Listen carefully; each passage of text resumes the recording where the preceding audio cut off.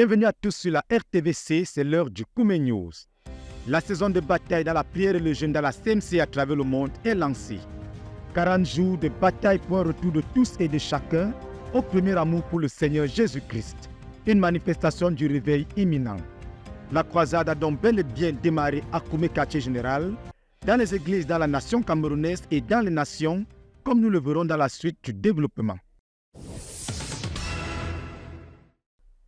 Ce lundi 14 octobre 2024 a donc marqué le lancement d'une saison d'allégresse, de joie, une saison de fête et de réjouissance telle que proclamée par le livre de Zacharie chapitre 8, versets 18 et 19, qui a été le passage de référence du pasteur Hugo Kodé de l'UMPJ, qui a lancé cette croisade et qui coordonnera donc la prière de 18h à 20h pendant les 40 jours.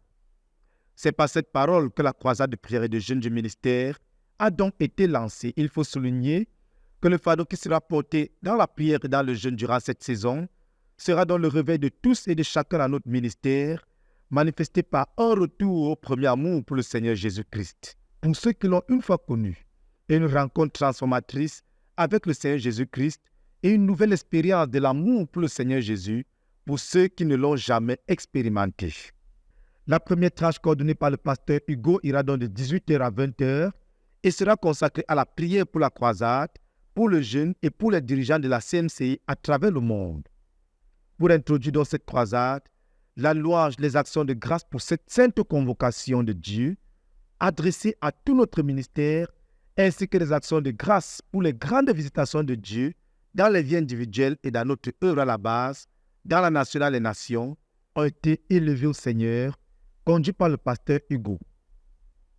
Après cette tranche de 20h à 22h, ce sera la lecture, la proclamation et la prière pour le message de Berthois pour tout notre ministère, tranche dirigée par le pasteur Mathiongo, deuxième vice-chancelier de l'Université mondiale de la prière et du jeûne. De 22h à minuit, la sœur Arène Balga conduira la communauté à voyager à travers l'histoire du frère Zach, considérant son amour pour le Seigneur. Aussi, le livre Le chemin de l'amour pour le Seigneur sera lu tout au long et quelques profils d'amour pour le Seigneur Jésus-Christ dans notre ministère seront considérés. De minuit à 2h du matin, le pasteur Théodore Andossé, leader mondial de la CMCI, va conduire la communauté à considérer les réveils dans la Bible, ainsi que les promesses de réveil et les exemples de réveil tirés des Écritures. Pour la suite de la croisade, la tranche de 2h à 3h du matin sera coordonnée par le pasteur Alphonse Tawet et son équipe, qui vont conduire la communauté à contempler les grandes visitations de Dieu dans la CMCI au fil des années. De 3h à 4h, ce sera un voyage à travers l'histoire de l'Église pour voir les différents réveils que Dieu a produits. Le pasteur Johnny Bapak et son équipe seront donc à la manœuvre durant cette période. De 4h à 5h du matin, le pasteur Nicolas Koua et le pasteur Adjime Moses vont conduire l'Assemblée et le ministère à prier intensément pour le quartier général et pour la nation camerounaise, mais aussi à prier pour les fonds pour l'œuvre. De 5h à 8h, la sœur Esther Kwanang et le centre de prière et de jeûne de la conquête du monde vont assurer la prière de veille sur notre œuvre et notre ministère, ainsi que la prière pour la protection générale. De 8h à 12h, les staffs de la maison de prière de Berthois pour toutes les nations et du centre de prière stratégique pour la conquête du monde vont prier pour les déplacements, les besoins ponctuels de l'œuvre, les SOS et les besoins personnels des frères dans notre ministère. De 12h à 18h, le staff de l'école de la connaissance et du service de Dieu va prier intensément pour l'accomplissement du but de la phase 3 et du but quinquennal. C'est donc là le riche programme qui sera couvert par les sœurs en prière durant ces 40 jours de croisade. À Dieu soit toute la gloire. Ce premier soir de croisade de prière et de jeûne du ministère, le frère Théodore Andossé, leader mondial de la CMCI, entame son propos au cours de la tranche horaire qu'il dirige. Il souhaite la bienvenue aux frères et félicite ceux qui ont commencé le jeûne, les encourageant à compter sur la grâce suffisante de Dieu pour jeûner un jour à la fois comme il le fait lui-même. Il remercie aussi les frères qui dirigent les différentes tranches de prière, de Koumé jusqu'aux extrémités de la terre, avant d'inviter quelques saints présents à rendre à Dieu des actions de grâce personnelles. Entrant dans le vif du sujet, l'orateur déclare « Le réveil est un mot très vulgaire avec une signification simple. Quand on en vient à notre vie spirituelle, Dieu s'attend à ce qu'on en saisisse la signification avec la même simplicité. Le frère Théodore l'illustre par quelques comparaisons. Quand un homme s'évanouit et qu'on le relève, alors on l'a réveillé. De même, quand la vie spirituelle est en état de coma et qu'une œuvre du Saint-Esprit la relève, alors elle a été réveillée. Quand tu es épuisé, on te donne un verre de boisson glacée et tu reviens à toi-même, alors tu as été réveillé. Quand tu es endormi et qu'on te réveille, alors tu auras été réveillé. Quand tu es malade et très faible et que tu guérisses et retrouves des forces, alors tu as été réveillé. Quand la saison sèche dessèche toute la végétation et qu'après que la pluie soit tombée 1, 2 ou 3 fois, la verdure fleurit, alors la vie est revenue.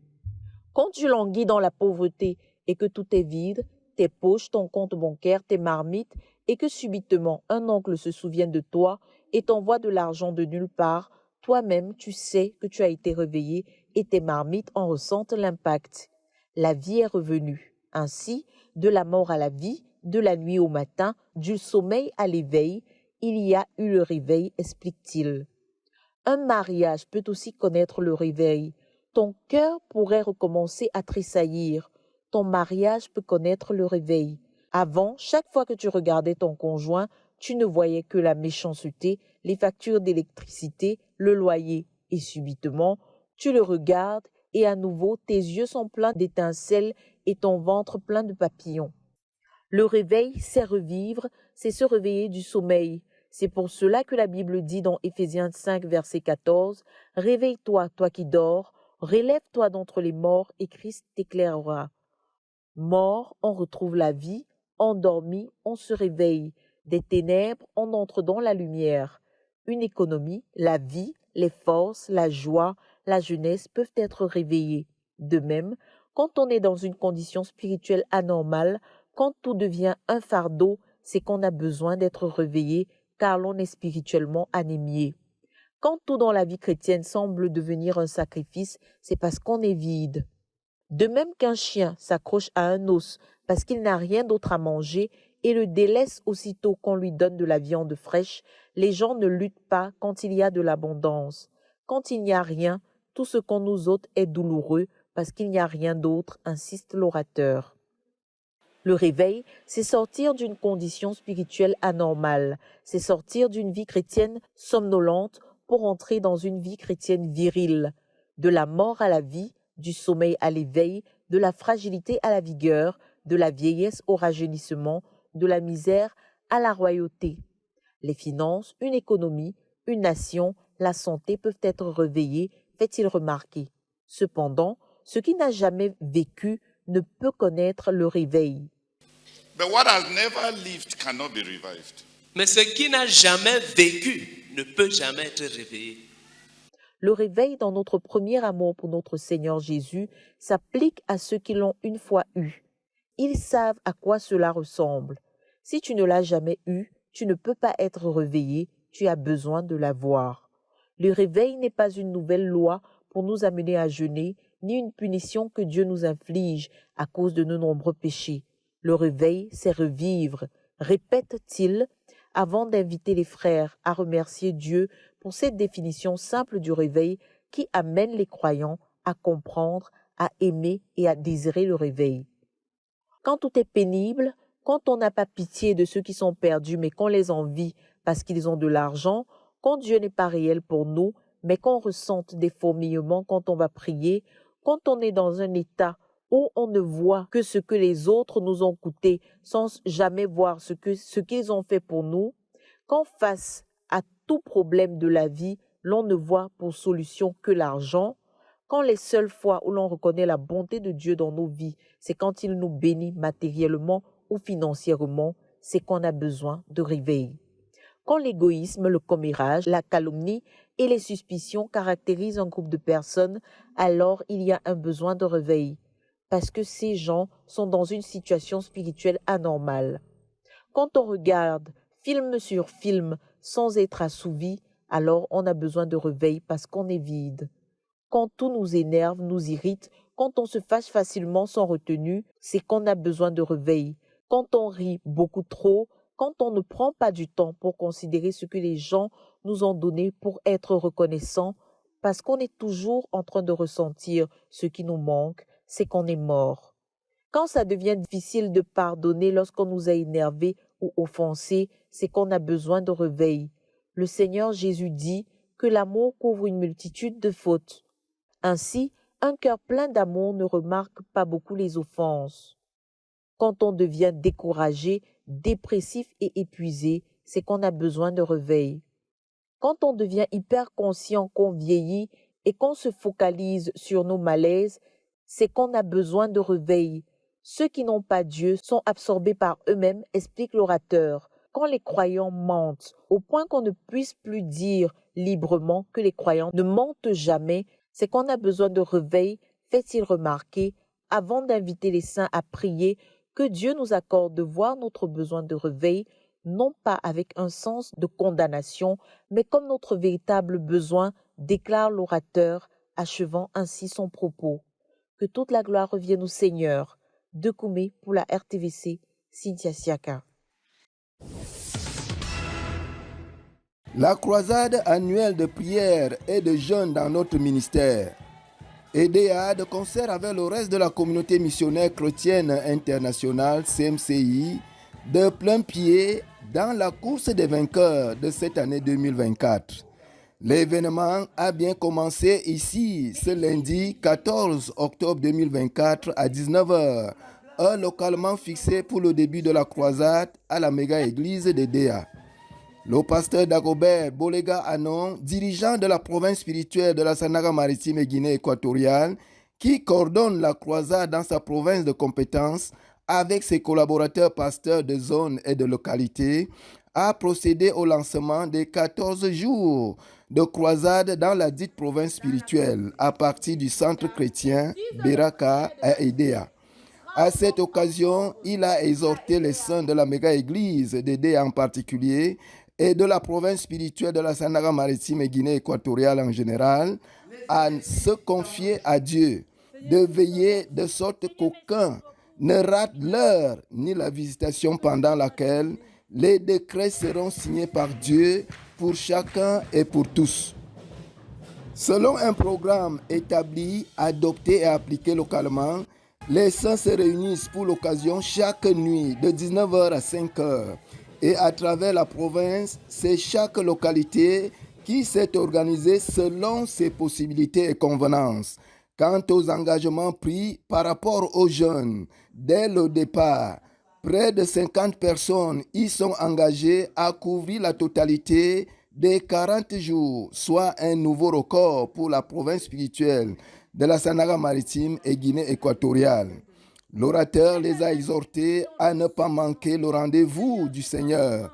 Ainsi, les a amenés à prier pour établir à Edea et ses environs chacune des 10 heures de croisade de chaque jour.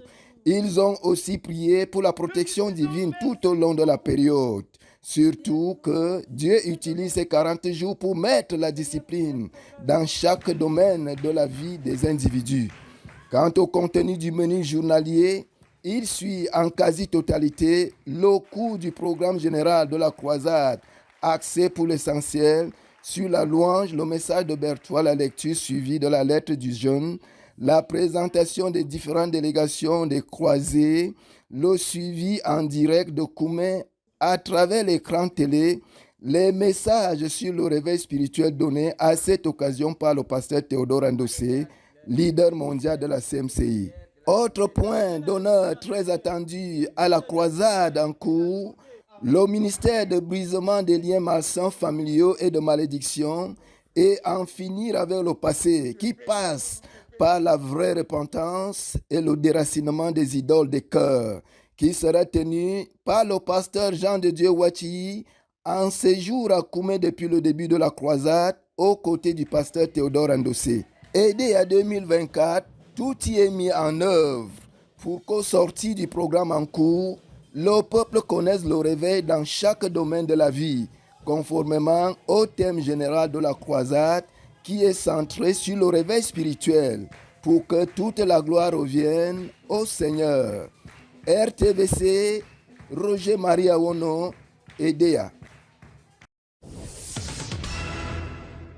La croisade de prière, de jeûne, de louange et de célébration a effectivement démarré à Douala depuis ce lundi 14 octobre 2024. Déjà 48 heures de prière enregistrées lors de la première nuit de la croisade ce lundi 14 octobre et un effectif de plus de 944 participants. Nous bénissons le Seigneur pour cet exploit dans la province spirituelle de Douala. Il faut dire que l'idée est venue du provincial, pasteur Martin Fatélé, de décentraliser la croisade afin de permettre à plusieurs frères des 4 coins de la ville de Douala de prendre part à cette bataille. La croisade se tient dans 6 pôles de la ville et chaque pôle devrait prier à moyenne 8 heures chaque soir. Le pôle 1, centre chrétien de Ndoksimbi, siège de la CMCI Douala, coordonné par le pasteur Martin Fatélé, leader de la CMCI Douala. Pôle 2, Bonaberi, Forêt-Bar, au domicile Com, coordonné par le frère Séraphin Com, leader numéro 2 et chef de famille dans l'église de Douala. Pôle numéro 3, Bilongue, centre de carnaval, coordonné par le frère Joseph Nzana, leader numéro 7 et chef de famille dans l'église de Douala. Pôle numéro 4, PK17, domicile Njakem, coordonné par le frère Samuel Chochu, leader numéro 4 et chef de famille dans l'église de Douala. Pôle numéro 5, Makepe, domicile Tchakounte, coordonné par la sœur Lydie Tchakounte, responsable du jeûne dans l'église de Douala. Pôle numéro 6, village, centre de Mboko, coordonné par la sœur Philomène, missionnaire métropolitaine dans l'église de Douala. Cette décentralisation permet à l'église de Douala d'avoir un volume de prière élevé et une grande participation des frères, contrairement aux années précédentes. Tous les 4 fronts de la bataille sont mis en œuvre, en l'occurrence le front du jeûne, de la prière, de la louange, d'évangélisation. Tous les 6 pôles se connectent simultanément à Koumé de 22h jusqu'à 2h pour les tranches réservées à ZTF son amour pour le Seigneur, le chemin de l'amour pour le Seigneur et les profits de l'amour pour le Seigneur dans notre ministère, dirigé par la sœur Henriette Barga. De minuit à 2h, c'est le réveil dans la Bible, les promesses de réveil et les exemples de réveil dirigés par le pasteur Théodore Andossé, leader mondial de l'œuvre. Et après cette tranche, les coordonnateurs continuent avec les fardeaux de l'église jusqu'à 5h pour les pôles qui commencent à 21h et les pôles qui commencent à 17h terminent à 2h. À Dieu toute la gloire.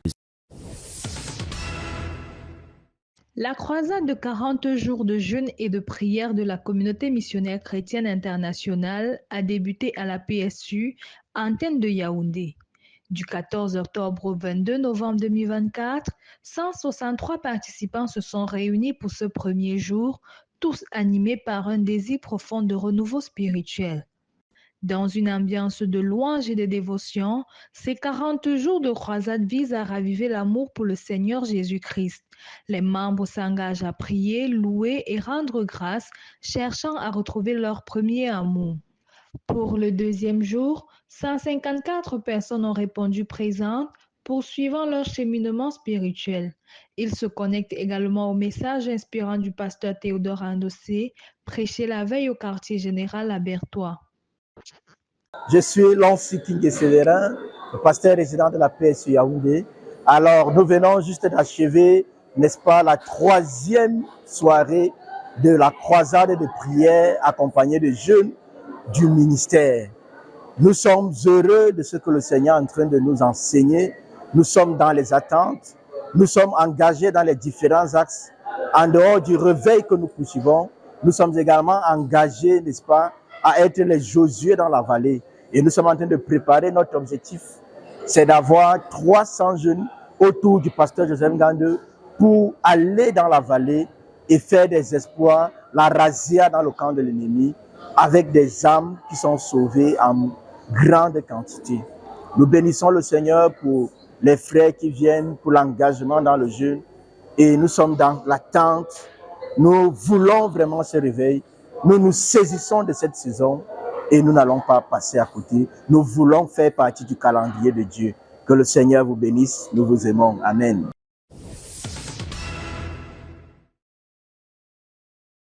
L'événement était déjà annoncé dans les réseaux sociaux.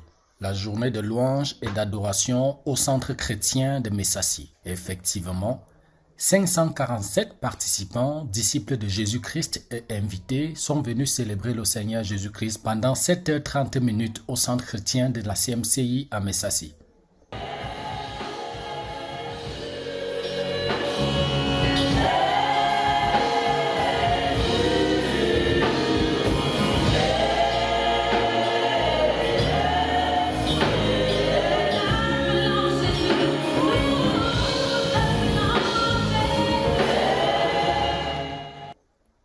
l'église rassemblée a rendu à Dieu le ministère de louange et d'adoration comme annoncé dans l'église à Yaoundé au centre chrétien de Messassi. De 9h du matin à 17h30 ce dimanche 13 octobre.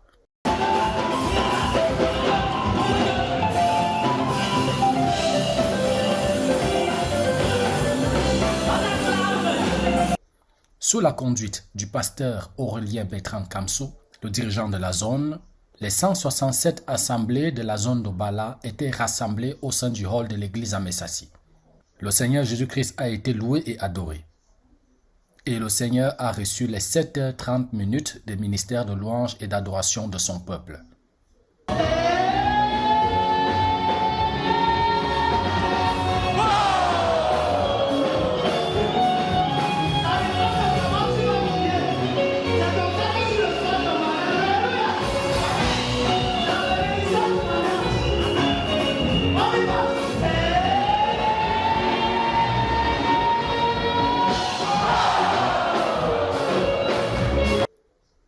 Le témoignage de la sœur Lobogo Philomène, guérie de kyste, a permis à l'Assemblée de voir les bienfaits de Dieu et la disposition du Seigneur d'en faire autant pour tout un chacun. Dieu s'est glorifié.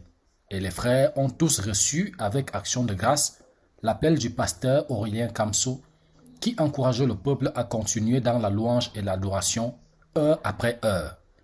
À l'exemple de Naaman, qui plongea 7 fois dans le Jourdain. Le général Naaman. The General Naaman. Premier plongeon. The first plunge. Première heure. First hour. Acclamons très fort pour le Seigneur.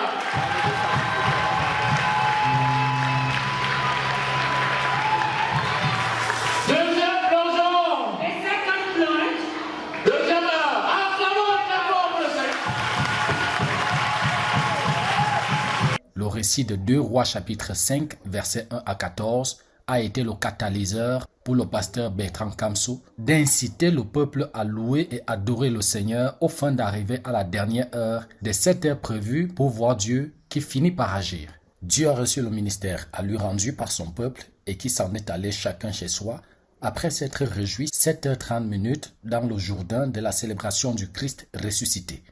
Dans les chants, j'ai été touché par la qualité du son et surtout la manière profonde spirituelle avec laquelle les chants sont mis à appliquer. Donc je suis satisfait. L'espérance de la célébration de 24 heures d'un tel ministère, et non plus que 7, tel qu'annoncé par le pasteur Aurélien Kamsou, sera certainement un vœu qui s'accomplira ici lors de la prochaine journée de louange et d'adoration.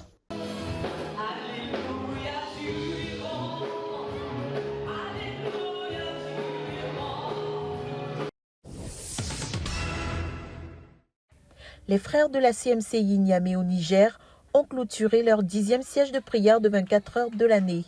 Du vendredi 11 au samedi 12, environ 20 frères se sont réunis pour une période intensive de prière. Au cours de ce siège, les saints ont consacré un temps important à la prière pour le leader, le pasteur Théodore Ndossé, ainsi qu'au jeûne et à la croisade de prière en cours. En effet, la lettre du jeûne a été lue par tous, chacun ayant reçu son propre exemplaire. Cela a permis aux frères de se familiariser avec les objectifs de cette période de jeûne et de prière. Dans une atmosphère de joie et de gratitude, les frères ont exprimé leur reconnaissance envers Dieu pour ce 10e siège de prière et pour son impact attendu. Le lendemain, dimanche 13 octobre 2024, les frères de la CMCI Niamey se sont réunis pour un culte commun. Au programme, la louange, ainsi qu'un rappel du message de la Convention nationale de février, prononcé par le pasteur Jean-François Edoguet, missionnaire de la CMCI Mali, sur l'amour de Dieu. Une nouvelle fois, la lettre du jeûne a été lue pour que chacun s'imprègne du but de la croisade. Le culte s'est achevé sur une note d'encouragement, accompagnée du chant « Dieu mérite le meilleur » interprété par les semeurs. Environ 30 frères ont participé à ce culte commun et le rendez-vous a été pris pour le lendemain, début de la croisade. Que toute la gloire revienne au Seigneur. De Koumé, pour la RTVC, Cynthia Siaka. Tout comme au quartier général à Koumé et dans toutes les églises de la CMCI à travers le monde, La CMCI Côte d'Ivoire est entrée depuis le 14 octobre dans la croisade de jeûne et prières et louanges du ministère consacrée pour cette année au retour au premier amour pour le Seigneur. La première nuit a été l'occasion de relire la lettre du leader Théodore Ndossé adressée à toute l'Église pour permettre à tous les frères de s'imprégner de toutes les implications de la croisade de cette année 2024. Le pasteur Boniface Meignet, s'inspirant des différentes articulations de la lettre, a fait ressortir un aspect particulier des facteurs de réveil auxquels le Seigneur nous invite à travailler cette année, à savoir les actions de grâce. En effet, l'une des caractéristiques du manque de réveil, c'est l'ingratitude envers Dieu ou l'indifférence vis-à-vis des bienfaits de Dieu, joint à ce cortège de murmures, de plaintes et de manque de joie en Christ. En plus du travail sur le renversement des idoles du cœur en vue de la plénitude du Saint-Esprit et le retour à la pratique des routines spirituelles conformément aux instructions de la prophétie de Berthois qui est au cœur de cette croisade, le Seigneur nous invite à contempler ses œuvres dans l'Église et dans nos vies pour nous rafraîchir dans notre foi en sa bonté, en son amour, en sa grandeur et en sa toute-puissance. L'un des travaux pratiques que chaque frère est invité à effectuer donc au cours de cette croisade, c'est de mener une offensive contre l'ingratitude en élevant 1000 sujets d'action de grâce au Seigneur pour ses bienfaits et ses miracles dans l'Église et dans nos vies. Ce travail visera ainsi à conduire les frères à apprendre de l'apôtre Paul qui, conformément à son témoignage dans Philippiens 4, le verset 10 à 14, a appris à se réjouir en Christ et ce, en toutes circonstances. L'expérience rafraîchie de la joie d'être en Christ, marque des croyants réveillés, devrait donc être recherchée activement au cours de cette croisade 2024.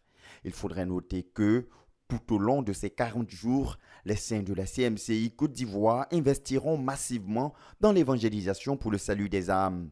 Un réveil dans l'évangélisation qui sera soutenu par la prière et le jeûne de toute l'Église au cours de cette croisade. Déjà, les prémices des âmes à gagner ont été déposées aux pieds du Seigneur dès le 2e jour, où 33 personnes ont été gagnées à Christ à l'occasion du coup de formation des dirigeants spirituels de l'église d'Abidjan. La croisade se poursuit chaque jour avec les nuits de prière de 22h à 4h à Abidjan et dans toutes les églises de l'intérieur du pays, associées à une saison intense d'évangélisation de toute l'église. Avec vie, je n'ai pas honte de l'évangile. Because I'm not ashamed of the gospel. Encore. Again. Et je n'aurai jamais plus honte de l'évangile. And I will never be ashamed of the gospel. Amen. Amen. Acclamons pour le Seigneur. L'école d'évangélisation de la communauté missionnaire chrétienne internationale Abidjan 2024 s'est tenue du 10 au 12 octobre. Ce fut 3 jours au cours desquels les orateurs Jean-François Edogué et Joseph Gandeux ont encouragé tous les saints de la communauté missionnaire chrétienne internationale dans toutes les nations à se saisir de toutes les provisions divines découlant des saintes écritures et des prophéties sur notre ministère pour faire de la future croisade du ministère un moment de bataille intense pour le salut des âmes et la croissance exponentielle de l'Église. Avec pour thème Moïse sur la montagne et Josué dans la vallée, inspiré d'Exode, le chapitre 17, le verset 8 à 16, le pasteur Jean-François Edogué a introduit son message sur la nécessité pour l'Église, en particulier les évangélistes, à s'engager dans une saison intense d'évangélisation, pendant que le leader Théodore Ndossé conduira tout le peuple de la CMCI dans les 40 jours de croisade pour le réveil du ministère qui se tiendra du 14 octobre au 22 novembre 2024. Plusieurs prophéties de notre œuvre ont été rappelées par l'évangéliste Joseph Ngandeux, second orateur, comme étant toutes des messages du Seigneur, encourageant son peuple de la CMCI à s'investir de manière sans cesse croissante dans la proclamation individuelle et collective de l'Évangile en vue du salut des âmes, ce qui constitue le raccourci pour non seulement connaître, mais aussi manifester le réveil dans l'œuvre et à travers l'œuvre. En substance des 3 jours de ministère, tous les frères et sœurs ont été instruits sur la nécessité de se débarrasser de l'orgueil qui est à la racine de la honte d'annoncer l'Évangile. Tous ceux qui n'annoncent pas l'Évangile à quiconque témoignent ainsi qu'ils ont honte de l'Évangile et ils sont donc orgueilleux.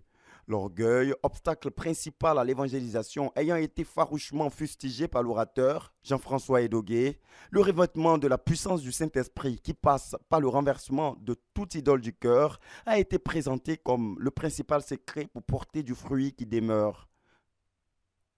Débarrassé de toute idole et revêtu de la puissance d'en haut sur une base quotidienne, chaque croyant doit s'investir dans la proclamation de l'Évangile de manière active et intense. Et veiller à porter du fruit au moins chaque mois en gagnant les âmes afin d'être jugé fidèle par le Seigneur, laquelle fidélité assure la sécurité divine. Les soins pastoraux accordés aux nouveaux convertis ont aussi été mis en évidence comme étant un facteur de conservation de la moisson, notamment les ministères de délivrance et de guérison qui impliquent par exemple le brisement des liens malsains. Et il faudra préciser que tout cela doit être soutenu par une vie de prière conséquente afin que le cœur des âmes soit ouvert et qu'il soit gardé par le Seigneur lui-même. Ces différents facteurs développés au cours de cette école d'évangélisation, comme les secrets bibliques de la productivité, se sont joints au modèle des apôtres dans le suivi des nouveaux convertis. Pour couronner ces messages, qui ont servi à mettre à la disposition des évangélistes et de toute l'Église toutes les ressources pour leur efficacité et leur productivité dans le gagnement des âmes et la conservation des âmes gagnées. Plus de détails de cette école d'évangélisation dans le grand format de RTVC Info. Merci, chers téléspectateurs, de nous avoir suivis de bout en bout. La croisade se poursuit. Le réveil promis est imminent et la vraie repentance est la clé pour déclencher le réveil. Rendez-vous la semaine prochaine pour une nouvelle édition du Koumé News. Sois réveillé et que Dieu te bénisse.